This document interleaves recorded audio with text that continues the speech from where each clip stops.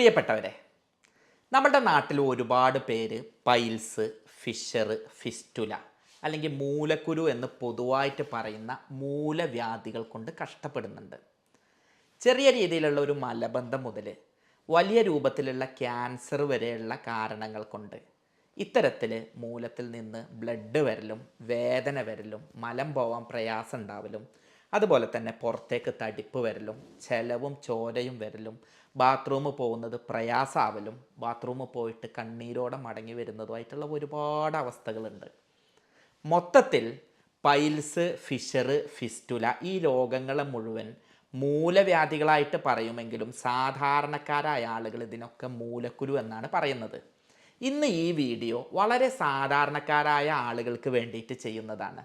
അതുകൊണ്ട് മൂലക്കുരു എന്ന് സാധാരണക്കാരൻ പറയുന്ന ഫിഷർ, ഫിസ്റ്റുല, പൈൽസ് ഈ മൂന്ന് സാധനങ്ങളും എന്താണ്, എങ്ങനെയാണ് വരുന്നത്, നിങ്ങൾക്കുള്ളത് ഇതാണോ, ഇനി ഇതില്ലാതെ ഇരിക്കാൻ എന്താ ചെയ്യേണ്ടത്, ഇത് വന്ന ഓപ്പറേഷൻ അല്ലാതെയും കുറേ പരിഹാരമുണ്ട്, ഓപ്പറേഷൻ ഒന്നുമില്ലാതെ ഇത് മാറ്റിയെടുക്കാൻ കഴിയും, ഇത് വളരെ കൂളായിട്ടുള്ള കുറച്ച് സ്റ്റെപ്സ് ശ്രദ്ധിച്ചാൽ അതിനെപ്പറ്റി പിന്നെ നിങ്ങൾക്ക് ചിന്തിക്കേണ്ടി വരില്ല.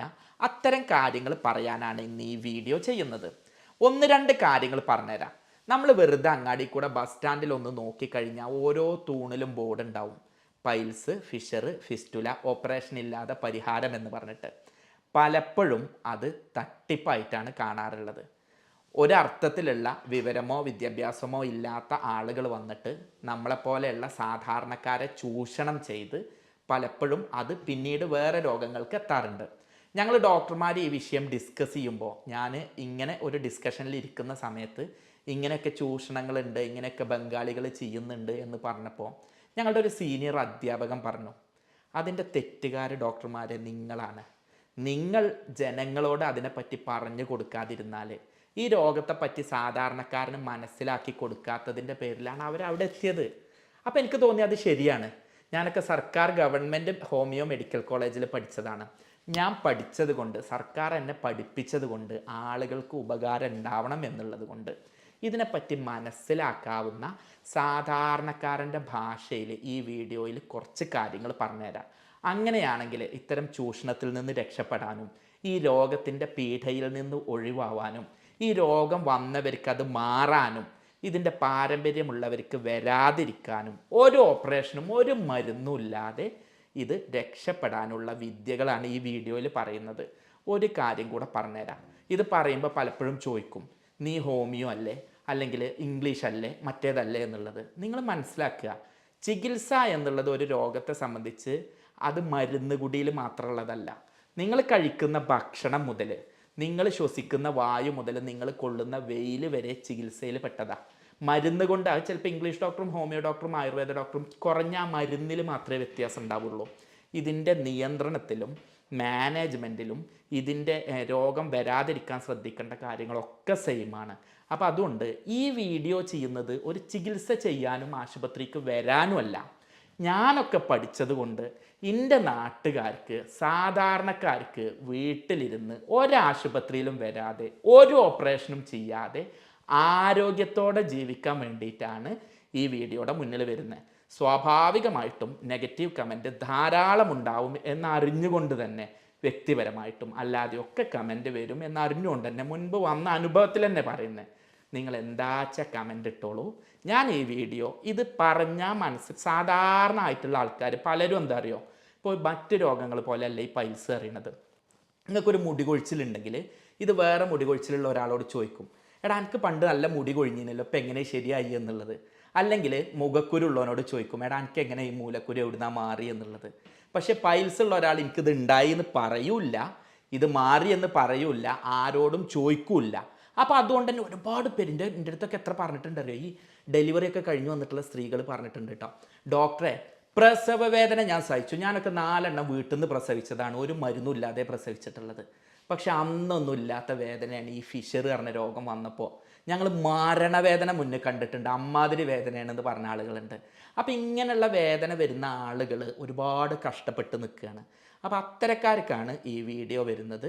ഇതിൽ സാധാരണക്കാരൻ്റെ ഭാഷയിൽ പറയുന്നത് കൊണ്ട് തന്നെ കുറേ നെഗറ്റീവും ട്രോളും ഉണ്ടാവും എന്നറിയാം. നിങ്ങൾ ട്രോളാണെങ്കിൽ അത് ചെയ്തോളൂ.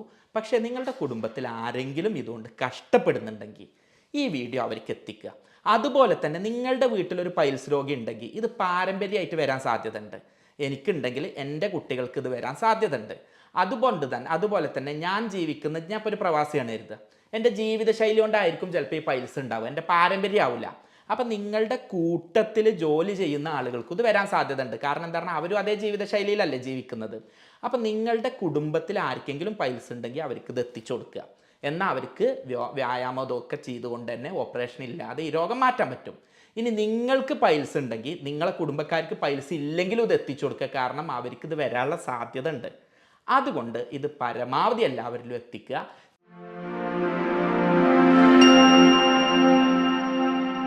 ഞാൻ doctor Basil Yusuf, doctor Basil's homeo hospital, Pandikkad, Malappuram ജില്ല. പൈൽസ്, ഫിഷർ, ഫിസ്റ്റുല, ഇങ്ങനെ 3 സാധനങ്ങളാണ് സാധാരണ നമ്മളുടെ നാട്ടിലുള്ള മൂലവ്യാധികൾ. ഇതിനൊക്കെ നമ്മുടെ നാട്ടിൽ ചേരനെയും പാമ്പിനെയും പെരുമ്പാമ്പിനെയും നീർക്കോലിനെയും ആളുകൾ എന്താ പറയുക? പാമ്പ് എന്താ പറയുക? ഒറ്റയടിക്കൊരു സാധനം ഇങ്ങനെ ഇഴഞ്ഞു പോവുകയാണെങ്കിൽ അത് ചിലപ്പോൾ നീർക്കോലി ആയിരിക്കും. പക്ഷെ നമ്മളെ സംബന്ധിച്ച് എന്താണ്? ഇതൊക്കെ മൂർഖനാണ്. ഇതേപോലെ തന്നെയാണ് ആളുകളെ സംബന്ധിച്ച് മൂലത്തിലുള്ള എല്ലാ പ്രശ്നത്തെയും അവർ കാണുന്നത് പൈൽസ് എന്ന് പറഞ്ഞിട്ടാണ്. പക്ഷേ ഈ പൈൽസ് എന്ന് പറയുന്നത് പല തരത്തിലുണ്ട്. പൈൽസ് പോലെയുള്ള രോഗങ്ങളുണ്ട്. ഇത് എന്താണെന്ന് ആദ്യം പറഞ്ഞുതരാം. മൊത്തത്തിൽ പൈൽസ് അല്ലെങ്കിൽ മൂലക്കുരു, ഫിഷർ അല്ലെങ്കിൽ വിള്ളൽ അല്ലെങ്കിൽ കീറൽ, അതുപോലെ തന്നെ ഫിസ്റ്റുല, ഇങ്ങനെ 3 സാധനമാണ് ശരാശരിയായിട്ട് എല്ലാവരിലും കാണാറുള്ളത്. പിന്നെ ഇതിൻ്റെ വലിയ രൂപമുണ്ട്. മലദ്വാരത്തിൽ അല്ലെങ്കിൽ കുടലിൽ ക്യാൻസർ ആയിട്ട് പൈൽസ് പോലുള്ള ലക്ഷണങ്ങൾ വരുന്നത്. അതുപോലെ തന്നെ അവിടെയുള്ള രോമക്കുരുവിൽ ഇൻഫെക്ഷൻ വന്നിട്ട് പൈലോനിഡൽ സൈനസ് പറഞ്ഞിട്ട് വേറൊരു വിഭാഗമുണ്ട്.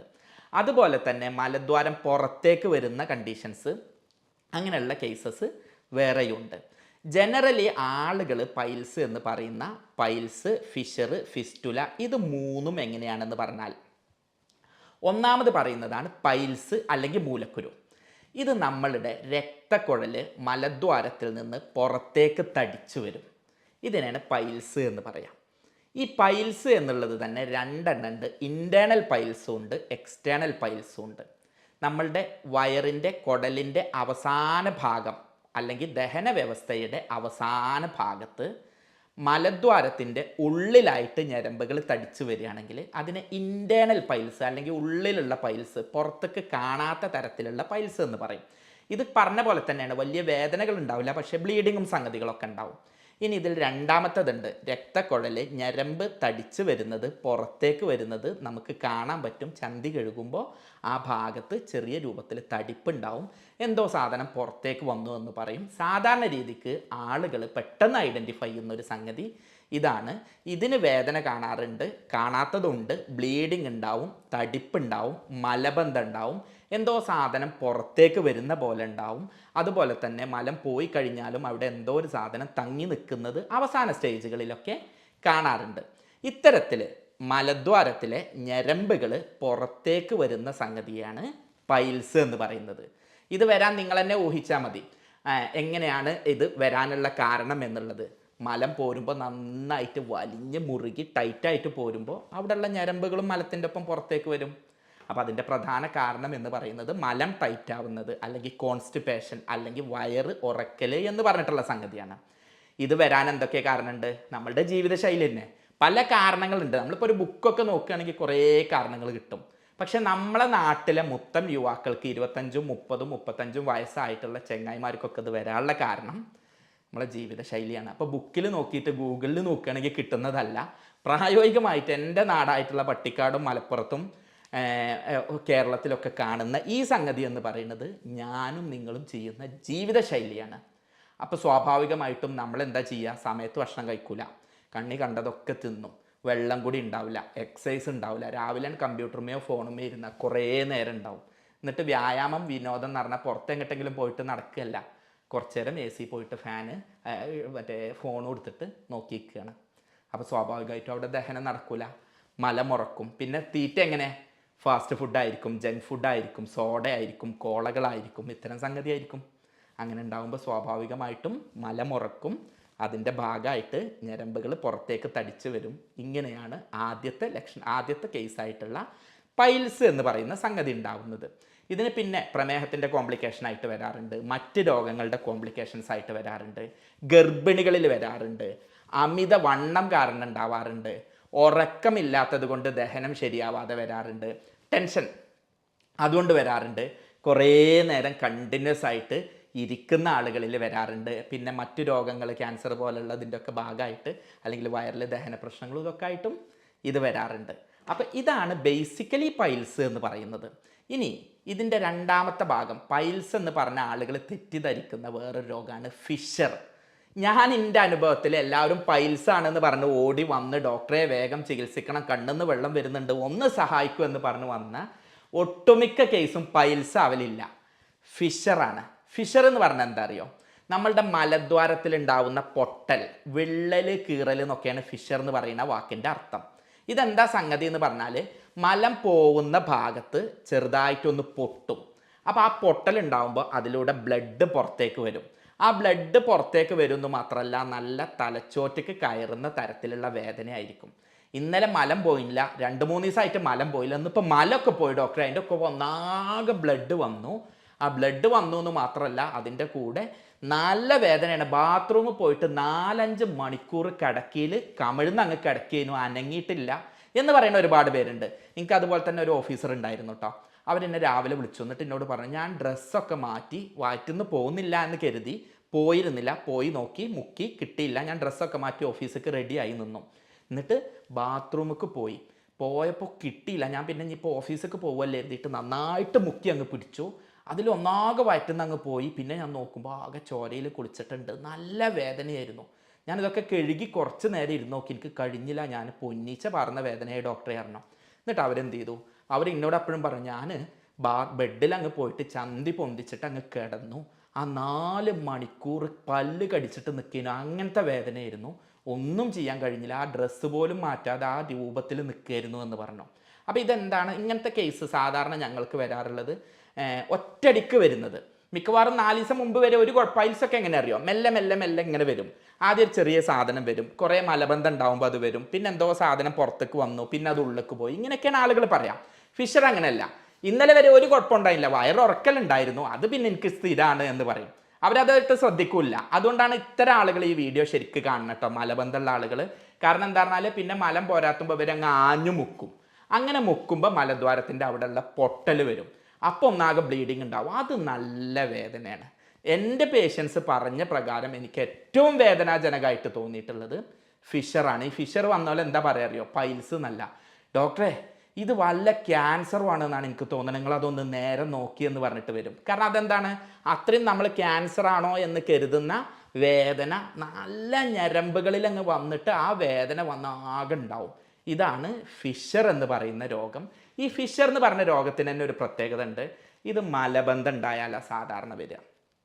പിന്നെ മൂലത്തിലൂടെ സെക്സ് ഉണ്ടാവുക, അല്ലെങ്കിൽ എന്തെങ്കിലും അവിടെ കുത്തിക്കയറ്റുക, ഇങ്ങനത്തെയൊക്കെ സമയത്തൊക്കെ ചിലപ്പോൾ ഉണ്ടായേക്കാം. സാധാരണ രീതിക്ക് മലം ടൈറ്റ് ആവുക, മലം ടൈറ്റ് ആകുമ്പോൾ മലം പോരുമ്പോൾ അവിടെ ഉറച്ച കാരണം, സാധാരണത്തിലേറെ മലം ടൈറ്റായ കാരണം അവിടെ പൊട്ടുക. അപ്പോൾ സ്വാഭാവികമായിട്ടും നേരത്തെ പറഞ്ഞ തന്നെ ജീവിതശൈലി, ജങ്ക് ഫുഡ്, ഭക്ഷണത്തിലെ പ്രശ്നങ്ങൾ, പിന്നെ പ്രഗ്നൻസിയിൽ കാണാറുണ്ട്, ഡെലിവറി കഴിഞ്ഞ ഉടനെ സ്ത്രീകൾ പരാതിപ്പെടുന്ന വലിയൊരു കാര്യമാണ്, പ്രസവവേദന എത്ര പ്രശ്നമില്ല എന്ന് പറഞ്ഞിട്ട് അവർ വരാറുണ്ട്. അപ്പോൾ കൂടുതൽ ആളുകളും ഏറ്റവും കൂടുതൽ ബോധർ ചെയ്യുന്നൊരു സാധനം ഈ ഫിഷറാണ്.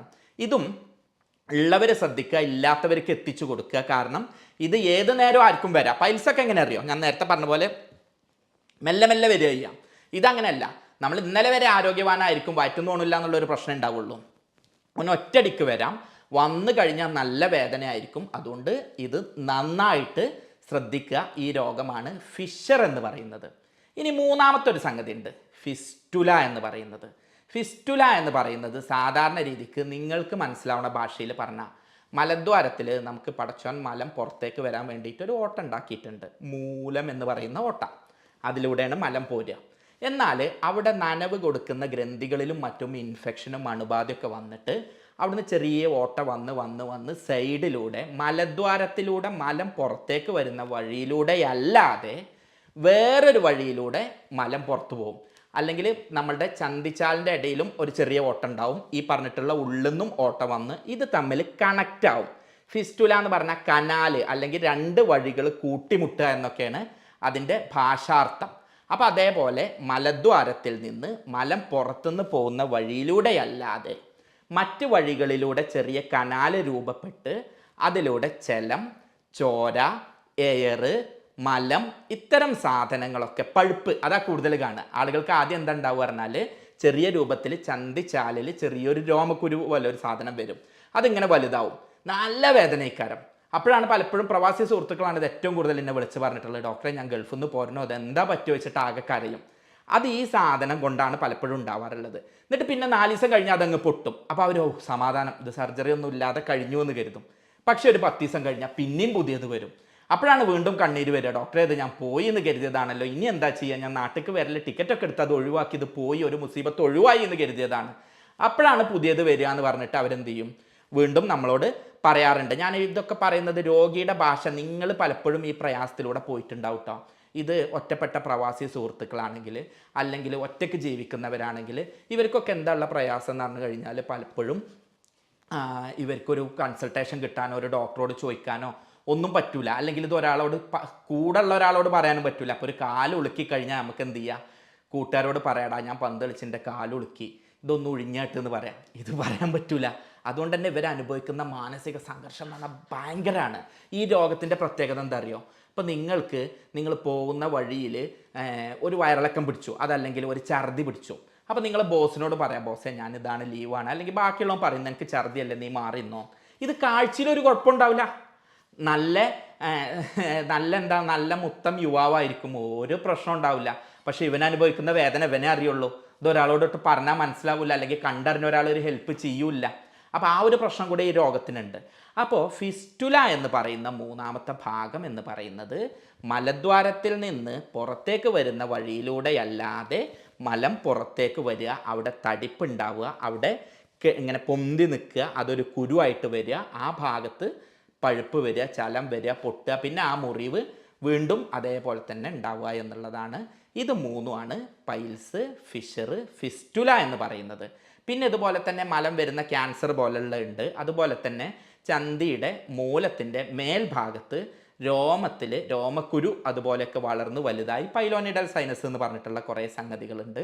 ഇതെല്ലാം വരുന്നത് പൊതുവേ ജനങ്ങൾ മലബന്ധം എന്ന് പറയുന്നത് മുഴുവൻ ജീവിതശൈലി കൊണ്ടാണ് ഭൂരിഭാഗവും വരുന്നത്.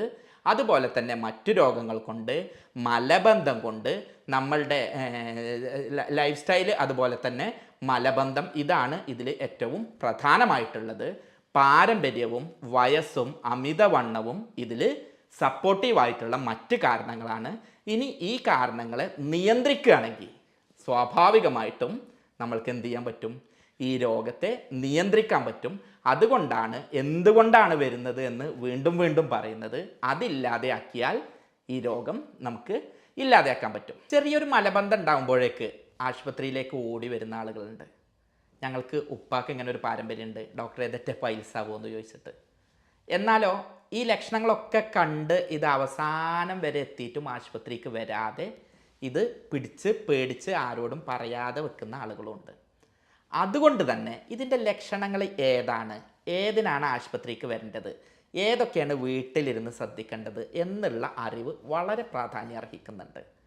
പലപ്പോഴും എന്താ പറഞ്ഞാൽ പലരും ചെറിയ കാര്യങ്ങൾ പറഞ്ഞ് പേടിപ്പിക്കും, വന്നിട്ടോ ഓപ്പറേഷൻ ചെയ്തിട്ടോ ഇല്ലെങ്കിൽ പണി കിട്ടുട്ടോ എന്ന് പറഞ്ഞിട്ട്. അത്തരം ആവാതെ ഇതൊക്കെ ഇങ്ങനെയാണ് ഇതാണ് എന്ന് പറഞ്ഞ് ഇങ്ങനെ ഒന്നും ചെയ്യണ്ട, ഇത്തരം കാര്യങ്ങൾ ശ്രദ്ധിച്ചാൽ അതിലേക്കൊന്നും പോവാതെ മാറ്റിത്തരാം എന്ന് പറയാനാണ് ആഗ്രഹിക്കുന്നത്. അതുകൊണ്ട് തന്നെ ഈ പൈൽസ്, ഫിഷർ, ഫിസ്റ്റുല എന്നിവയുടെ ലക്ഷണങ്ങൾ വിശദമായിട്ട് പറഞ്ഞു തരാം. ഒന്നാമത്തത് മലബന്ധം, മലം പോവാൻ പ്രയാസം ഉണ്ടാവും. രണ്ടാമത്തത് ഇത് പോകുമ്പോൾ എന്തോ ഒരു സാധനം പുറത്തേക്ക് വരുന്നുണ്ട് എന്നുള്ളൊരു തോന്നൽ. മൂന്നാമത്തത് അവിടെ എന്തോ ഒരു തടിപ്പ് പോലുള്ളൊരു ഫീല്. നാലാമത്തത് മലം പോയി കഴിഞ്ഞാലും ഒരു തൃപ്തി കിട്ടൂല, എന്തോ ഒരു സുഖം കിട്ടിയില്ല, ഇനിയും പോകണം എന്ന് തോന്നുക, പിന്നെയും ബാത്റൂമിൽ ഇരുന്നാൽ ഒന്നും പോരാനുണ്ടാവില്ല.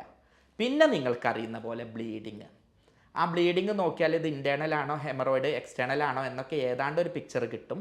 പക്ഷേ ബ്ലീഡിങ് എന്നുള്ളത് അത് ഫിഷർ ആണെങ്കിലും പൈൽസ് ആണെങ്കിലും സാധാരണ കാണാറുണ്ട്. പിന്നെ വേദന. ചിലർക്ക് മലം പോകുന്നതിൻ്റെ മുമ്പ് ഉണ്ടാവും, ചിലർക്ക് പോയിരുന്ന വരെ പ്രശ്നമല്ല, മലം ഉറക്കലായിരിക്കും, പോയി അങ്ങ് കഴിഞ്ഞാൽ വേദന ആയിരിക്കും. നേരത്തെ പറഞ്ഞ ഫിഷർ എന്ന് പറഞ്ഞ കേസിലാണ് അതുണ്ടാവുക. അതുപോലെ തന്നെ ചൊറിച്ചിലുണ്ടാവും, ആ ഭാഗത്ത് ചെറിയ തടിപ്പുകൾ ഉണ്ടാവും, പിന്നെ മലത്തിൽ ചെറിയ കൊഴുത്ത പോലൊരു സാധനം പുറത്തേക്ക് വരും, അതുപോലെ തന്നെ അവിടുന്ന് എന്തോ തൂങ്ങി നിൽക്കുന്ന പോലുള്ളൊരു ഫീൽ ഉണ്ടാവും. ഇനി ഈ ഭാഗങ്ങളിൽ ഉണ്ടാവുന്ന അസഹ്യ ചൊറിച്ചിൽ, അവൻ അവിടുന്ന് ഇങ്ങനെ കൈയെടുക്കൂല, ഒരു സ്പൂണോ അല്ലെങ്കിൽ ഒരു കത്തിയൊക്കെ വെച്ച് മാന്തണം ഡോക്ടറെ എന്ന് പറയുന്ന പോലത്തിലുള്ള ഒരു ഫീൽ അവർക്ക് ഉണ്ടാവും. ഇത് അനുഭവിച്ച വരുന്ന രോഗികളിലായിരിക്കും ഇത് പലപ്പോഴും അവരുടെ ആ ഒരു അനുഭവത്തിൽ നിന്നാണ് ഞാനിത് പറയുന്നത്. ഡോക്ടറെ ഒരു കത്തിയോ സ്പൂണോ വെച്ച് മാന്താൻ തോന്നിയെന്ന് പറയാറുണ്ട്. ഇത് ചെറിയ കുട്ടികളൊക്കെ ആണെങ്കിൽ ഇതെങ്ങനെ അറിയോ, ഇവർ അവരെ കയ്യ് ജസ്റ്റ് മണത്ത് നോക്കിയാൽ, ഇവർ നമ്മൾ വലിയ ആളുകളെ പോലെ കൈ കഴുകൂല, ഇവരിത് വരുമ്പോൾ ഇങ്ങനെ ചൊറിഞ്ഞുകൊണ്ടിരിക്കും. ആ കൈ അവരുടെ അടുത്തേക്ക് വരുമ്പോൾ തന്നെ നമുക്ക് ഒരു മണം ഫീൽ ചെയ്യും. അപ്പം ഇങ്ങനെ ചോദിച്ചെടുത്താൽ ഇവർ ചന്തയിൽ കൈയിടുന്നുണ്ടാവും, ഇങ്ങനെ പാരമ്പര്യം ഉണ്ടാവും. കുട്ടി ഇതാരോടും പറഞ്ഞിട്ടുണ്ടാവില്ല, കുട്ടിക്ക് ഇതറിയില്ല, കുട്ടി എപ്പോഴും അവിടെ ഇങ്ങനെ കൈയിട്ട് ചെയ്യുന്നതായിരിക്കും. അപ്പം ഇതാണ് പൈൽസിൻ്റെ പ്രധാനമായിട്ടുള്ള ലക്ഷണം. നമ്മൾ ഫിഷറും ഫിസ്റ്റുലയും കൂടെ ഡിസ്കസ് ചെയ്യുന്നത് കാരണത്താൽ അതിൻ്റെ കാര്യങ്ങൾ കൂടെ പറഞ്ഞുതരാം. ഫിസ്റ്റുലയാണെങ്കിൽ നമ്മളുടെ ചന്തിച്ചാലിൽ ചെറിയ രീതിയിലുള്ള മുഴ അല്ലെങ്കിൽ തടിപ്പ് അല്ലെങ്കിൽ മുറിവ് അല്ലെങ്കിൽ കുരു വന്നിട്ടുണ്ടാവും. ആ കുരുവിൽ പിന്നീട് എന്ത് ചെയ്യും, കണ്ണ് വെക്കും, വീർക്കും, പൊട്ടും, അതിൽ നിന്ന് പഴുപ്പ്, കൊഴുപ്പ്, നീര്, ചലം, മലം, ഇത്തരം സാധനങ്ങളൊക്കെ വരും. അതുപോലെ തന്നെ ഇതിങ്ങ് ഉണങ്ങും ചെയ്യും, പിന്നെയും വരാൻ സാധ്യതയുണ്ട്. ഫിഷറിന് പിന്നെ സ്വാഭാവികമായിട്ടും പെയിനാണ് കൂടുതൽ കാണൽ. ഒരു സ്കിന്നിൻ്റെ കുറഞ്ഞൊരു ഭാഗം പൊട്ടിയിട്ട് അവിടേക്ക് പുറത്ത് വരും. സ്കിൻ ടാഗ് എന്നൊക്കെ പറയുന്ന ഒരു സംഗതിയാണ് ഈ സ്കിൻ ടാഗ്, അതായത് തൊലിൻ്റെ ഒരു ചെറിയ ഭാഗം മൂലം പൊട്ടിയിട്ട് വരുന്നത്. ഇത് കാണുമ്പോഴും ആളുകളെ ഡോക്ടറെ അത് കുരുവാണ് എന്ന് പറയും. അത് കുരുവല്ല, അതിന് വേദനയൊന്നും ഉണ്ടാവില്ല, പുറത്തേക്ക് ഇങ്ങനെ നിൽക്കുമായിരിക്കും. പക്ഷേ ഫിഷർ കാരണമാണ് അത് വരുന്നത്. ഇത്തരം സംഗതികൾ ബേസിക്കായിട്ട് മനസ്സിലാക്കാനും നിങ്ങളുടെ അറിവിലേക്ക് കൊണ്ടുവരുവാനുമാണ് സാധാരണക്കാരുടെ ഭാഷയിൽ ഈ ലക്ഷണങ്ങൾ ഓരോന്നായിട്ട് നിങ്ങൾക്ക് പറഞ്ഞു തന്നത്. ഞാൻ ഈ വീഡിയോൻ്റെ ഏറ്റവും ആദ്യം പറഞ്ഞൊരു കാര്യമുണ്ട്, ഈ വീഡിയോ പൈൽസ് ഉള്ളവർ കാണണം. അതേപോലെ തന്നെ പൈൽസ് ഉള്ളവർ അവരുടെ വീട്ടുകാർക്ക് മുഴുവൻ കാണിച്ചു കൊടുക്കണം. കാരണം നിങ്ങൾക്ക് ഏതായാലും വന്നു, ഇത് പാരമ്പര്യമായിട്ട് വരാൻ സാധ്യത ഉള്ളതുകൊണ്ട് നിങ്ങളുടെ കുടുംബക്കാരെ ഇത് കേൾപ്പിച്ച് അവർക്കത് വരുത്താതിരിക്കാനുള്ള പണി ചെയ്യണം. രണ്ടാമത്, നിങ്ങളുടെ സുഹൃത്തുക്കൾക്ക് ഇത് എത്തിച്ചു കൊടുക്കണം. കാരണം നിങ്ങളുടെ ജോലി എന്താണോ അത് ചിലപ്പോൾ ആ ജോലി കാരണം അവർക്കിത് വരും. അപ്പോൾ അതുകൊണ്ട് ആർക്കൊക്കെയാണ് ഇത് വരാൻ സാധ്യത ഉള്ളത് എന്ന് പറഞ്ഞുതരാം. ഒന്നാമത്തേത്, പാരമ്പര്യമായിട്ട് വീട്ടിൽ ഈ രോഗങ്ങൾ ഉണ്ടെങ്കിൽ അവർക്ക് വരാനുള്ള സാധ്യത ഉണ്ട്. രണ്ടാമത്, വയസ്സായ ആളുകളിൽ ഒരു 45 വയസ്സ് കഴിഞ്ഞാൽ ഇത് വരാനുള്ള സാധ്യത ഉണ്ട്. മൂന്നാമത്, പ്രഗ്നൻ്റ് ആയിട്ടുള്ള ആളുകളിൽ ഇത് വരാൻ സാധ്യത ഉണ്ട്. അത് തന്നെ ഇടയ്ക്കിടയ്ക്ക് അബോർഷനും പ്രഗ്നൻസിയും ഉണ്ടാവുന്ന ആളുകളിലും ഇത് വരാനുള്ള സാധ്യത ഉണ്ട്. പ്രായം തെറ്റിയിട്ടുള്ള പ്രഗ്നൻസി വരികയും അതുപോലെ തന്നെ കൂടുതൽ മുക്കിയിട്ടും സ്ട്രെയിൻ ചെയ്തിട്ടുള്ള ഗർഭമുണ്ടാവുകയും ചെയ്യുന്ന ഡെലിവറി കൂടുതൽ മുക്കിയിട്ടും കൂടുതൽ ഫോഴ്സ്ഫുൾ ആയിട്ട് വരുന്ന ആളുകളിൽ സാധ്യത ഉണ്ട്. പിന്നെ കൂടുതൽ ഭാരമെടുക്കുന്ന ആളുകളിൽ ഇത് വരാൻ സാധ്യത ഉണ്ട്. അതുപോലെ തന്നെ കൂടുതൽ നല്ല പ്രഷർ വരുന്ന തരത്തിൽ തുമ്മൽ പോലുള്ള സംഗതികൾ ഉള്ള ആളുകളിൽ ഇത് വരാൻ സാധ്യത ഉണ്ട്. അമിത ഭാരമുള്ള ആളുകളിൽ ഉണ്ടാവാറുണ്ട്. അമിതമായി ഭാരമെടുക്കുന്ന ആളുകളിൽ ഈ രോഗം വരാനുള്ള സാധ്യത ഉണ്ട്. ഉറക്കക്കുറവുള്ള ആളുകളിൽ ഉണ്ടാവും. അതുപോലെ തന്നെ ലോ ഫൈബർ ഭക്ഷണങ്ങൾ, നമ്മൾ ഈ ഫാസ്റ്റ് ഫുഡ്, ബർഗർ, അതുപോലെ തന്നെ വലിയ ഫൈബർ ഇല്ല എന്നാൽ ദഹനം പ്രയാസകരമാക്കുന്ന തരത്തിൽ നോൺ വെജ് അമിതമായിട്ട് കഴിക്കുന്ന ആളുകളിൽ ഉണ്ടാവും. അമിത വണ്ണമുള്ളവരിൽ. ഇതൊക്കെ ജനറലി പറയുമെങ്കിലും ഞാൻ എൻ്റെ കൺസൾട്ടേഷനിൽ കൂടുതൽ കണ്ടിട്ടുള്ള, ഇതൊരു തരത്തിലും വരാത്ത ഒരു സാധ്യതയില്ല, പാരമ്പര്യം ഇതൊന്നുമില്ല, വഴിയിലൂടെ പോകുന്നതിനെ വിളിച്ചു വരുത്തിയ ആളുകളില്ല. അതായത് ജീവിതശൈലി ശ്രദ്ധിക്കാത്തവർ, വെള്ളം കുടി കുറഞ്ഞവർ, സമയത്ത് ഭക്ഷണം കഴിക്കാത്തവർ, നന്നായിട്ട് ഉറങ്ങാത്തവർ, നേരത്തെ കിടന്നുറങ്ങാത്തവർ, നേരത്തെ എഴുന്നേൽക്കാത്തവർ, വ്യായാമം ചെയ്യാത്തവർ, അസമയത്ത് ഭക്ഷണം വാരി വലിച്ച് കഴിക്കുന്നവർ, fast food, hotel food, junk food ഇതൊക്കെ കഴിക്കുന്നവർ, ടോയ്ലറ്റ് ശീലം ശ്രദ്ധയില്ലാതെ ഇനിയിപ്പോൾ നാളെ ആക്കുക, അല്ലെങ്കിൽ ഇപ്പോൾ ഓഫീസല്ലേ എങ്ങനെ വയറ്റുന്ന് പോവുക, എങ്ങനെ ഇപ്പോൾ പോകാമെന്ന് കരുതി മുട്ടിപ്പിടിച്ച് നിൽക്കുന്നവർ, അതല്ലെങ്കിൽ ആവശ്യമില്ലാതെ കുറേ നേരം പിടിച്ച് അമർത്തി സ്ട്രെയിൻ ചെയ്ത് വയറ്റുന്ന് കളയുന്നവർ, അതല്ലാതെ മലബന്ധം സ്ഥിരമായിട്ടുണ്ടാവുന്ന ആളുകൾ. ചില ആളുകൾക്ക് തിരിച്ചൊരു സ്വഭാവമുണ്ട്, ഫോണും പിടിച്ചിട്ട് ബാത്റൂമിലേക്ക് പോകും. ഇവർക്ക് ബാത്റൂമിൽ പോകണമെങ്കിൽ വേറെ ഒന്നും വേണ്ട, ബാത്റൂമിൽ ലൈറ്റ് ഇല്ലെങ്കിലും പ്രശ്നമില്ല, വെള്ളം ഇല്ലെങ്കിലും പ്രശ്നമില്ല, മൊബൈൽ ഫോൺ വേണ്ടി വരും. ഇങ്ങനെ ഫോണും പിടിച്ച് മണിക്കൂറുകളോളം ബാത്റൂമിൽ ഇരിക്കുന്നവർ. ഇത്തരം ആളുകളിലെല്ലാമാണ് പൈൽസ് വരാൻ സാധ്യത ഉള്ളത്. അതുകൊണ്ട് അത്തരക്കാർ അവരുടെ ഈ രീതികളൊക്കെ മാറ്റിക്കഴിഞ്ഞാൽ ഇത് ഒരു വട്ടം വന്നവനെ ഇതിൻ്റെ ബുദ്ധിമുട്ട് അറിയുള്ളൂ. ഒരു മനുഷ്യനോടൊട്ട് പറയാനും പറ്റൂല, ആകെ പ്രയാസമായിരിക്കും. വരാതിരിക്കാൻ വേണ്ടിയിട്ട് നോക്കുക. അതിനു വേണ്ടിയിട്ട് ഇത്തരം ആളുകൾ നാളെ മുതൽ ആ ജീവിതശൈലി മാറ്റുക. ഇതിനി വേറൊരു പരിപാടിയും കൂടെ ഉണ്ട്, അത് കാണിച്ചു തരാം. വേറൊന്നുമല്ല, ഇതേപോലെ ഒന്ന് എഴുന്നേറ്റ് നിൽക്കുക, കുറച്ച് നേരം ഒന്ന് എഴുന്നേറ്റ് നിൽക്കുക. കുറേ നേരം, ഇപ്പം ഞാൻ കുറേ നേരം ആയില്ല നിങ്ങളോട് സംസാരിക്കണോ, ആ സംസാരത്തിൻ്റെ ഇടയിൽ ഒന്ന് എഴുന്നേറ്റ് നിൽക്കുക. എന്നിട്ട് ഒന്ന് ജസ്റ്റ് ഒന്ന് നടന്നിട്ട് വീണ്ടും ഇരിക്കുക. ഞാൻ എന്തിനാ അത് പറയുന്ന അറിയോ? ഞാൻ അടക്കം വരുന്നതാണ്, എനിക്കടക്കം വരാൻ സാധ്യത ഉള്ളതാണ്. അതുപോലെ ഇത്തരത്തിൽ ജോലി ചെയ്യുന്ന ആളുകൾ ഒന്ന് എഴുന്നേറ്റ് കുറച്ച് നേരം ഒന്ന് ഗ്യാപ്പ് ഇട്ടിട്ട് ചെയ്യുക. അത്തരത്തിൽ കുറേ നേരം ഇരിക്കുന്ന ആളുകളിലാണ് ഇത് ഏറ്റവും വില്ലനായിട്ട് വരുന്നത്. പൈൽസും ഫിഷറും ഫിസ്റ്റുലയും ഉള്ളവന് ഇത് ആദ്യം വരേണ്ട ആവശ്യമില്ല. ഇത് വീട്ടിലിരുന്ന് മാറ്റാനുള്ള ഒരു സിമ്പിൾ ടിപ്പ് പറഞ്ഞുതരാം.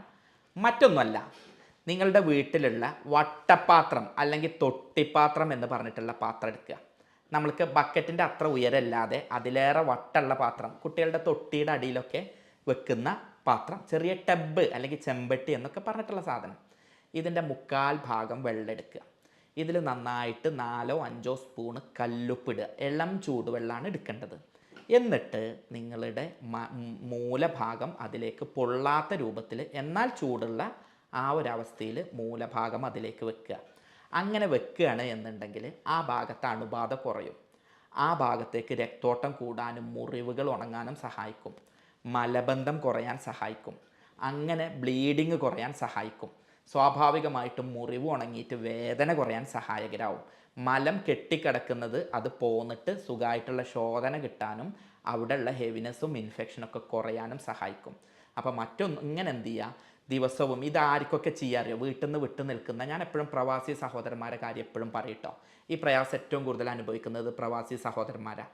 കാരണം അവർക്ക് ഒരു വീട്ടിൽ 5, 6, 7 ബാത്റൂമുള്ള വീടുണ്ടാവും. പക്ഷേ അവിടെ 6, 7, 10 പേർക്ക് ഒറ്റ ബാത്റൂം, ഒറ്റ ടോയ്ലറ്റ് ഉണ്ടാവുക. അങ്ങനത്തെ ഒരു സാഹചര്യത്തിൽ അവർ ജീവിക്കുക. അപ്പോൾ അതുകൊണ്ട് തന്നെ ഇത്തരം പ്രയാസങ്ങൾ പലപ്പോഴും കൂടുതൽ അനുഭവിക്കുന്നത് അവരായിരിക്കും. ഒന്ന് ആശുപത്രിയിൽ പോകാനോ കാര്യങ്ങൾ പറഞ്ഞു കൊടുക്കാനോ ആരും ഉണ്ടാവില്ല. അപ്പോൾ അവർക്ക് ആശുപത്രിക്കൊന്നും വരാതെ പെട്ടെന്ന് ചെയ്യാവുന്ന ഒരു സംഗതിയാണ് ഈ പറഞ്ഞിട്ടുള്ള ടബിൽ 1/4 ഭാഗം ഇളം ചൂടുവെള്ളം എടുക്കുക. അതിലേക്ക് 4-3 കുറച്ച് കല്ലുപ്പിടുക. എന്നിട്ട് മൂലം അതിൽ വെക്കുക. അങ്ങനെ ഒരു 15 മിനിറ്റ് വെക്കുക. ഇങ്ങനെ ദിവസവും 3 നേരം വെക്കുക. ഇത് ചെയ്തിട്ട് നിങ്ങളുടെ വേദനയും പൊറുതിയേടും പ്രയാസവും കുറവില്ലെങ്കിൽ ഒന്ന് താഴെ കമൻറ്റ് ചെയ്യൂ. നിങ്ങൾ എന്തിനും ഏതിനും നെഗറ്റീവായിട്ടും പോസിറ്റീവായിട്ടും കമൻറ്റ് ഇടുന്നവരാണ്. സ്വാഭാവികമായിട്ടും ഇതൊന്ന് ചെയ്ത് നോക്കുക. ഇത് ചെയ്തിട്ട് ഒരു 10 ദിവസം ചെയ്തിട്ട് നിങ്ങൾക്കത് മാറ്റില്ലെങ്കിൽ താഴെ കമൻ്റ് ഇട്ടോളൂ. കാരണം നമ്മൾ ആദ്യമേ എന്ത് ചെയ്യണ്ട, ഇതൊരു പേടിയാക്കാനും ഇത് വലിയ സംഭവമാക്കാനും കരുതണ്ട. ഇതിനെ നമുക്ക് നല്ല രീതിയിൽ നിയന്ത്രിക്കാം. ഇനി വീട്ടിലിരുന്ന് ചെയ്യാവുന്ന അല്ലെങ്കിൽ ഈ രോഗത്തെ ഒരു ഓപ്പറേഷനും ഇല്ലാതെ മാറ്റാവുന്ന വളരെ പ്രധാനപ്പെട്ട കുറേ കാര്യങ്ങൾ പറഞ്ഞുതരാം. പൈൽസ് എന്ന് കേൾക്കുമ്പോൾ തന്നെ ആൾക്കാർക്ക് ഓപ്പറേഷൻ എന്നുള്ളതാണ്. അങ്ങനെ ഇനി ചിന്തിക്കരുത്. ഇത് വന്നവരും വരാൻ സാധ്യതയുള്ള ഞാൻ നേരത്തെ പറഞ്ഞിട്ടുള്ളവരും ഇത് ശ്രദ്ധിച്ചാൽ ലൈഫിൽ നിങ്ങൾക്ക് പൈൽസ് വരില്ല എന്ന് ഞാൻ നിങ്ങളോട് പറഞ്ഞു തരാം. ഇത് പറയുന്നത് നിങ്ങൾ ഒരിക്കലും ആശുപത്രിക്ക് വരാതിരിക്കാനാണ്. നിങ്ങൾ ഒരിക്കലും ആശുപത്രിക്ക് വരാനോ ചികിത്സിക്കാനോ അല്ല. ഞാൻ പറഞ്ഞ ഈ കാര്യങ്ങൾ നിങ്ങൾക്ക് ഗുണം കിട്ടണം എന്ന് കരുതിയിട്ടാണ്. ഈ 10 കാര്യങ്ങൾ അങ്ങ് എഴുതി തരാം, അത് അതുപോലെ ചെയ്തോളൂ. നമ്പർ 1, മലബന്ധം ഇല്ലാതെയാക്കാൻ പരമാവധി നോക്കുക. അതിന് വേണ്ടിയിട്ട് ഭക്ഷണത്തിൽ കാര്യങ്ങൾ ശ്രദ്ധിക്കുക. നമ്പർ 2, സമയത്ത് ഭക്ഷണം കഴിക്കുക. രാവിലെ 7:30ക്കും ഉച്ചയ്ക്ക് 12:30ക്കും രാത്രി 7:30ക്കും കഴിക്കുക. 7:30ക്ക് ശേഷം വല്ലാതെ ഹെവി ഭക്ഷണം കഴിക്കാതിരിക്കുക. നമ്പർ 3, നന്നായിട്ട് കിടന്നുറങ്ങുക. നല്ലോണം വെള്ളം കുടിക്കുക. നമ്പർ 4. നമ്പർ 5, ടോയ്ലറ്റ് ശീലങ്ങൾ ശ്രദ്ധിക്കുക. ബാത്റൂമിലേക്ക് ഫോണ് കൊണ്ടുപോകരുത്. ബാത്റൂമിൽ കുറേ നേരം ഇരുന്ന് മുക്കരുത്. അനാവശ്യമായിട്ട് ആവശ്യമില്ലാതെ ബാത്റൂമിൽ പോയിട്ട് ഇങ്ങനെ മുക്കിക്കളയും വേണ്ട. മലമുണ്ട് എന്ന് തോന്നിക്കഴിഞ്ഞാൽ മലം പിടിച്ചു വെക്കുകയും വേണ്ട. ലഹരി, സിഗരറ്റ്, മദ്യം ഇത്യാദി കാര്യങ്ങൾ പരമാവധി ഒഴിവാക്കുക. ഹോട്ടൽ ഭക്ഷണം, കോളകൾ, ഫാസ്റ്റ് ഫുഡ്, കളറിട്ടിട്ടുള്ള ഭക്ഷണം, ജങ്ക് ഫുഡ് എന്നിവ പരമാവധി ഒഴിവാക്കുക. നോൺ വെജ് കഴിയുന്നത്ര ഒഴിവാക്കുക. ഭക്ഷണത്തിൽ ഇലക്കറികൾ, സലാഡുകൾ, പച്ചക്കറികൾ, പയറുവർഗ്ഗങ്ങൾ, ഡ്രൈ ഫ്രൂട്ട്സ്, നാച്ചുറലായിട്ടുള്ള ഭക്ഷണങ്ങൾ, സീസണൽ ഫുഡ് ഇവ പരമാവധി ഉപയോഗിക്കുക. ഇത് പറയുമ്പോൾ ആൾക്കാർ തോന്നും ഡോക്ടറെ ഉറുമാമ്പഴവും വലിയ വലിയ പഴമൊക്കെ വാങ്ങാൻ ഞങ്ങൾക്ക് ബുദ്ധിമുട്ടാണ് എന്നുള്ളത്. വളരെ സാധാരണക്കാരനോട് പറയാണ്, നിങ്ങളെ വീട്ടിലുള്ള ചക്കല്ലേ കഴിക്കൂ, മാങ്ങല്ലേ കഴിച്ചോളൂ, ഏത് സീസണിലും ഉണ്ടാവുന്ന പപ്പായല്ലേ അത് എങ്ങനെ കൂട്ടാൻ വെച്ചിട്ടാണെങ്കിൽ അങ്ങനെ, അതല്ല നിങ്ങൾക്ക് സാധാ പഴുപ്പിച്ചാണെങ്കിൽ അങ്ങനെ, എങ്ങനെയാണോ നിങ്ങളുടെ കൺവീനിയൻസ് അതുപോലെ കഴിച്ചോളൂ. നിങ്ങൾക്ക് പറ്റുന്ന രൂപത്തിൽ പപ്പായയും ചെറുപഴവും ഫ്രൂട്ട്സും എല്ലാം നിങ്ങളുടെ വയറ്റിലാക്കൂ. പച്ചക്കറികൾ കൂടുതൽ കഴിക്കൂ. ഇത് പറയുമ്പോൾ തന്നെ ഓർമ്മിപ്പിക്കുകയാണ്, ഫ്രൂട്ട്സ് കഴിക്കുക എന്ന് പറയുമ്പോൾ ആളുകൾ കുറേ പഞ്ചസാര ഇട്ടിട്ട് ജ്യൂസ് ആക്കിയിട്ട് കുടിക്കും. സുഹൃത്തുക്കളെ, അതുകൊണ്ട് ഒരു കാര്യമില്ല. അതിൻ്റെ ഫൈബർ നിങ്ങൾക്ക് കിട്ടണമെങ്കിൽ ജ്യൂസ് അടിക്കുമ്പോൾ നമ്മളത് അരിപ്പ് ഉപയോഗിച്ച് ആ ഫൈബർ മുഴുവൻ കളയാണ്. അത് ചെയ്യരുത്. നിങ്ങൾ ജ്യൂസ് അടിക്കുമ്പോൾ ജ്യൂസ് അടിക്കുന്നതിന് പകരം പച്ചക്ക് കടിച്ച് തിന്നുന്നതിന് ശ്രദ്ധിക്കുക. രാത്രി കിടക്കുമ്പോൾ 2 ഗ്ലാസ് വെള്ളം കുടിക്കുക. രാവിലെ എഴുന്നേൽക്കുമ്പോൾ 2 ഗ്ലാസ് വെള്ളം കുടിക്കുക. നല്ലതാണ് അത്തിപ്പഴം, അതുപോലെ തന്നെ ഡ്രൈ ഫ്രൂട്ട്സ്. അതിൽ തന്നെ നിങ്ങൾ രാത്രി ഉണക്കമുന്തിരി എന്ന് പറഞ്ഞിട്ടുള്ള, പണ്ട് കിസ്മിസ് എന്നൊക്കെ പറയില്ലേ, ഉണക്കമുന്തിരി ഒരു 15 എടുത്തിട്ട് രാത്രി വെള്ളത്തിലിട്ട് വെക്കുക, രാവിലെ അത് കുടിക്കുക. അങ്ങനെയാണെങ്കിൽ കഴിക്കുക. അങ്ങനെയാണെങ്കിൽ നിങ്ങളുടെ മലബന്ധം കുറയാൻ അത് തന്നെ ധാരാളമാണ്. ഭക്ഷണത്തിൽ കൂടുതലായിട്ട് ഫൈബർ അടങ്ങിയിട്ടുള്ള ഭക്ഷണങ്ങൾ കൂടുതൽ ഉപയോഗിക്കുക. അങ്ങനെയാണെങ്കിൽ മലം ഉണ്ടാവാനും പെട്ടെന്ന് അത് പുറത്തേക്ക് പോവാനും ഏറെ സഹായകരാകും. ജീവിതശൈലിയിൽ കുറേ നേരം തുടർച്ചയായിട്ടുള്ള ഇരുത്തം ഒഴിവാക്കുക. അമിതമായി ഭാരമെടുക്കുന്നവരാണെങ്കിൽ അതിനനുസരിച്ചിട്ടുള്ള മുൻകരുതലുകൾ ചെയ്യുക. ഗർഭിണികളാണെങ്കിൽ വെയിറ്റ് കൺട്രോൾ ചെയ്യുക, ആവശ്യത്തിനുള്ള മുൻകരുതലുകൾ എടുക്കുക. അതുപോലെ തന്നെ നിങ്ങൾ കൂടുതൽ ലൈഫ് സ്റ്റൈലിൽ ശ്രദ്ധ ഇല്ലാതെ ടെൻഷൻ അമിതമായിട്ടുള്ള ആളുകളാണെങ്കിൽ ലൈഫ് ഒന്ന് എൻജോയ് ചെയ്ത് ചിരിച്ച് കളിച്ച് ഇതിനൊക്കെ ആസ്വദിക്കാൻ പഠിക്കുക. ലൈഫിനൊക്കെ സന്തോഷത്തോടെ കൊണ്ടടക്കാൻ പഠിക്കുക. അതല്ലാതെ മറ്റുള്ളവൻ്റെ കുറവ് നോക്കിയിട്ട് ഓനോട് ഇങ്ങനെ ഈഗോ വെച്ചിട്ട് ഓൻ എന്നോട് അങ്ങനെ പറഞ്ഞില്ലേ, അവൻ എന്നോട് ഇങ്ങനെ ചെയ്തില്ലേ, ഓന് ഞാൻ കാണിച്ചു കൊടുക്കാമെന്ന് വെക്കുന്നില്ലേറെ പോട്ട് ബായ്, ഇതൊക്കെ ഇതിൻ്റെ ഭാഗമാണ് പറഞ്ഞിട്ട് ചിരിച്ച് കളിക്കാൻ പഠിക്കുക. അങ്ങനെ ആകുമ്പോൾ എന്താ അറിയോ, ലാഭം നിങ്ങൾക്കാണ് ചങ്ങായിയെ. ഇങ്ങനെ നിങ്ങൾ ചെയ്യുമ്പോൾ നിങ്ങളെ മൈൻഡ് ഫ്രീ ആവും, നിങ്ങൾക്ക് നിങ്ങളെ വേറെ കാര്യങ്ങളൊക്കെ ചെയ്യാം. മറ്റേത് നിങ്ങളപ്പുറത്തുള്ളവൻ നിങ്ങളെ അന്ന് വൈകുന്നേരം രാവിലെ വണ്ടി എടുത്തപ്പോൾ പാർക്കിങ്ങിൽ നിന്ന് വണ്ടി മാറ്റി തന്നില്ല, അല്ലെങ്കിൽ അവൻ റോങ്ങിൽ വന്നു പറഞ്ഞാൽ അവനോട് ഇങ്ങനെ ഇതാക്കിയാൽ നിങ്ങളെ ജോലി ചെയ്യാൻ കഴിയില്ല. രണ്ടാമത് ഈ പറഞ്ഞിട്ടുള്ള മലബന്ധവും ടെൻഷനും രോഗവും, ഇത് ക്യാൻസർ അടക്കമുള്ള രോഗം ഉണ്ടാക്കി തരും. പിന്നെ നിങ്ങളെ പൈസയാണ് പോകുന്നത്. ഇതിലേറെയോ അവൻ്റെ വിവരമില്ലായ്മേനെ പോട്ട്, ഓൻ എന്താ ചാവട്ടെ എന്ന് വെച്ചോക്ക്. നല്ല രസമായിരിക്കും ലൈഫ്. അങ്ങനെ ഒരു ടെൻഷനും ഇല്ലാതെ കൊണ്ടെടുക്കുക. ഇപ്പം തന്നെ കുറേ അസുഖങ്ങൾ എന്തായിട്ടുണ്ടാവും, നിങ്ങളത് മാറിയിട്ടുണ്ടാവും. ഈ പറഞ്ഞിട്ടുള്ള കാര്യങ്ങളൊക്കെ ചെയ്തിട്ടും നിങ്ങൾക്ക് വരികയാണെങ്കിൽ പിന്നെ നിങ്ങൾക്ക് ഓപ്പറേഷൻ ഉണ്ടെങ്കിൽ നിങ്ങൾ ഇനി ഒന്നും പേടിക്കണ്ട. അതിന് കുറച്ച് ചികിത്സകളുണ്ട്. ഞാൻ പഠിച്ചിട്ടുള്ളത് പ്രകാരം ഞാൻ ചെയ്യുന്ന കാര്യങ്ങൾ പറഞ്ഞുതരാം. ഒരുപാട് പേർക്ക് ഈ പറഞ്ഞതുകൊണ്ട് തന്നെ ഒരു ഓപ്പറേഷനും ഇല്ലാതെ മാറിയിട്ടുണ്ട്. എന്നിട്ടും പ്രയാസം അനുഭവിക്കുന്ന ഒരുപാട് പേർക്ക് മാറ്റിക്കൊടുത്തതിൻ്റെ അവരെ മുഖത്തൊരു ചിരി വിരിയിക്കാൻ കഴിഞ്ഞതിൻ്റെ അനുഭവത്തിലാണ് നിങ്ങളോട് സംസാരിക്കുന്നത്. ഒരു തരത്തിലും അത്തരം കേസുകൾ പേടിച്ച് നിരാശപ്പെട്ട് സങ്കടപ്പെടാനുള്ളതല്ല. നിങ്ങൾക്ക് കൃത്യമായിട്ട് ഞാനിതിലെന്താ ചെയ്യാന്ന് പറഞ്ഞാൽ, ഈ രോഗിനെ കൃത്യമായിട്ട് പഠിക്കും, അവൻ്റെ ജീവിതശൈലി എന്താണെന്നുള്ളത് നോക്കും, അവൻ്റെ ലൈഫ് സ്റ്റൈൽ, അവൻ വളർന്ന ജോലി വളർന്ന സാഹചര്യം, ജോലി, അവൻ്റെ മാനസിക സമ്മർദ്ദം, ഇങ്ങനെ ഈ വ്യക്തിനെ കൃത്യമായിട്ട് പഠിക്കും. എന്നിട്ട് അവൻ്റെ ശാരീരികവും മാനസികമായിട്ടുള്ള പ്രത്യേകതകളെ കൃത്യമായിട്ട് പഠിച്ച് അതിന് ആർട്ടിഫിഷ്യൽ ഇൻ്റലിജൻസ്, ChatGPT ഒക്കെ പോലുള്ള സോഫ്റ്റ്വെയറും അതുപോലെ തന്നെ യൂറോപ്യൻ സോഫ്റ്റ്വെയറൊക്കെ ഉപയോഗിച്ച് കൃത്യമായിട്ട് രോഗനിർണയവും മരുന്ന് നിർണയവും നടത്തും. എന്നിട്ട് ജർമ്മനിയിൽ നിന്ന് ഇറക്കുമതി ചെയ്യുന്ന പൊട്ടൻസി മരുന്നുകളാണ് കൊടുക്കുന്നത്. അതുകൊണ്ട് തന്നെ ഒരു തരത്തിലുള്ള സൈഡ് എഫക്റ്റും ഉണ്ടാവില്ല. അതുമാത്രമല്ല, ഇത് കുടിച്ച് കുറഞ്ഞ കാലത്തെ ഉപയോഗം കൊണ്ട് സാധാരണ രൂപത്തേക്ക് എത്തിക്കാൻ കഴിയും. അത്തരത്തിൽ കാര്യങ്ങളൊക്കെ ചെയ്ത് കൃത്യമായിട്ട് മരുന്നും ഫോളോ അപ്പൊക്കെ കൊടുക്കുകയാണെങ്കിൽ അവിടെയൊക്കെ കൺട്രോൾ ചെയ്യാനുള്ളതേ ഉള്ളൂ നിങ്ങളെ രോഗം. ഇത് പേടിച്ചിട്ട് അയ്യോ ഇങ്ങനെ ആയില്ലേ, ഇത് പ്രസവവേദനയിലേറെ വലുതാണ്, കണ്ണിന്ന് പൊന്നീച്ച പാറുന്നുണ്ട്, ഇനി എന്താണ് ഇത്, ക്യാൻസറാണോ എഴുതിയിട്ട് ഒറ്റടിക്ക് അങ്ങനെ ഓടി പേടിച്ച് ജീവിതത്തിൽ നിന്ന് ഒളിച്ചോടൊന്നും വേണ്ട. ഇതൊക്കെ വളരെ സിമ്പിളായിട്ട് മാനേജ് ചെയ്യാവുന്നതാണ്. ഞാൻ ഈ പറഞ്ഞ കാര്യങ്ങൾ നിങ്ങളൊരു 10 ദിവസം ചെയ്യൂ. 11ാമത്തെ ദിവസം മുതൽ മാറ്റം കാണും. ഇങ്ങനെ ഒരു 45 മുതൽ 90 ദിവസം വരെ വരികയാണെങ്കിൽ നല്ല ജീവിതശൈലിയായിരിക്കും. പൈൽസ് മാത്രമല്ല, അമിതവണ്ണം, നിങ്ങളുടെ സ്ട്രെസ്സും ഇതുമായി ബന്ധപ്പെട്ട ജീവിതശൈലിയിലെ ഒരുപാട് രോഗങ്ങൾ നിങ്ങൾക്ക് കുറക്കാൻ കഴിയും. ഇതൊക്കെ കാണിച്ചിട്ടും കുറവില്ലെങ്കിൽ ഒന്നും പേടിക്കണ്ട, നിങ്ങൾക്ക് ചികിത്സയിലൂടെ അത് മാറ്റാം. ഇനി നിങ്ങൾക്ക് എന്നെ ബന്ധപ്പെടാം, എൻ്റെ നമ്പർ ഞാൻ കൊടുക്കുന്നുണ്ട്. എൻ്റെ ഒഴിവിനനുസരിച്ച് ഞാൻ എന്ത് ചെയ്ത് തരുന്നുണ്ട്, നിങ്ങൾക്ക് മറുപടി തരുന്നുണ്ട്. കഴിയുന്ന അത്ര ആളുകൾക്ക് എനിക്ക് അറിയണമൊക്കെ പറഞ്ഞു കൊടുക്കാനാണ് ശ്രമിക്കാറുള്ളത്. പലപ്പോഴും നമ്മൾ പഠിച്ചിട്ടുള്ള അറിവ് കൊണ്ട് ഒരാൾക്ക് ഉപകാരം കിട്ടണം എന്നാണ് ആഗ്രഹിക്കുന്നത്. ഇത്തരത്തിൽ പ്രയാസം അനുഭവിക്കുന്നവർ ഇത് ചെയ്യുകയാണെങ്കിൽ നിങ്ങളുടെ അസുഖം മാറും. ആ മാറിയ അനുഭവം ഒന്ന് താഴെ ഇടുക. കാരണം നിങ്ങൾ വന്ന അതേ പ്രയാസത്തിലൂടെ ആയിരിക്കും ഇത് ഓരോ ആളും കേൾക്കുന്നത്. അത്തരം ആളുകൾക്ക് ഇത് വളരെ ഉപകാരപ്രദമാവും. ഞാൻ ഇത്ര നേരം സംസാരിച്ചത് വളരെ സാധാരണക്കാരന് വേണ്ടിയിട്ടാണ്.